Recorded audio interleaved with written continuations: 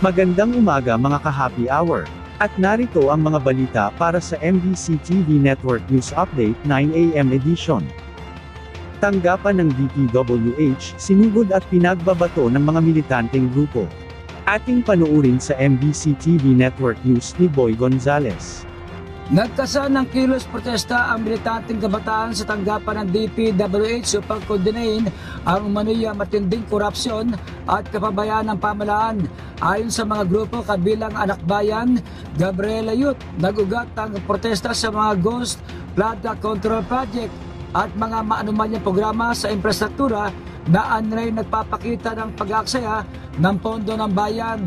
Kabilang sa lumahok ang mga estudyanteng Atenista na nagbahagi ng kanilang karanasan sa unang pagkakataong matinding pagbaha sa Katipunan na nagpabagal sa kanilang pagpasok sa paaralan at nagtulak sa kanila na lumusong sa baha.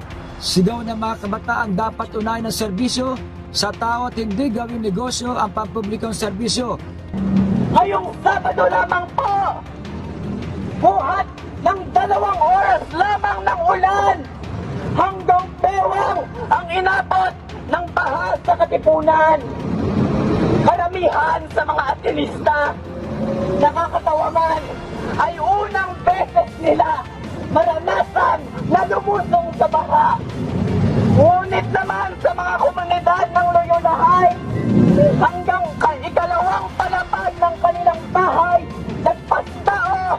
Nanawagan din sila na panagutin ang Administrasyong Marcos sa umano'y tuloy-tuloy na katiwalian sa hanay ng DPWH at sa kawalan ng agarang tugon sa mga isyu ng bansa. Git ng mga nagprotesta, hindi lamang sa pagbalubog ang mamamayan, kundi maging sa kahirapan dulot ng korupsyon sa gobyerno. Matapos ang protesta, pinagbabato ng relista ng water balloon at bulok na prutas ang tanggapan ng DPWH habang nakabantay ang mga pulis at security personnel. Para sa MBC TV Network News, ito si Boy Gonzales, una sa Pilipinas, una sa Pilipino.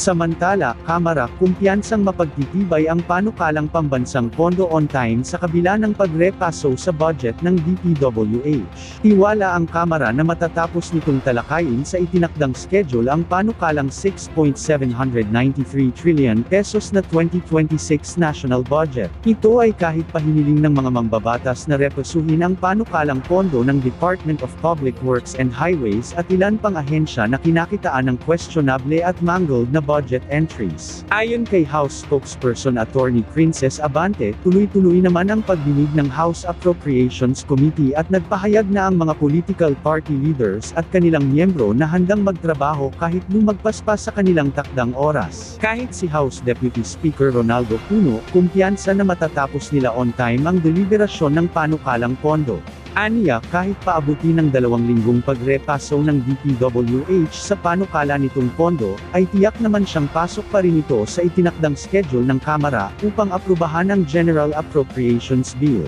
Target ng mababang kapulungan na mapagtibay ang GAB bago ang break ng Kongreso sa October 10. At yan ang mga balita para sa MBC TV Network News Update 9 AM edition. Abangan ang mga susunod na balitaan mamaya para sa 10 AM edition.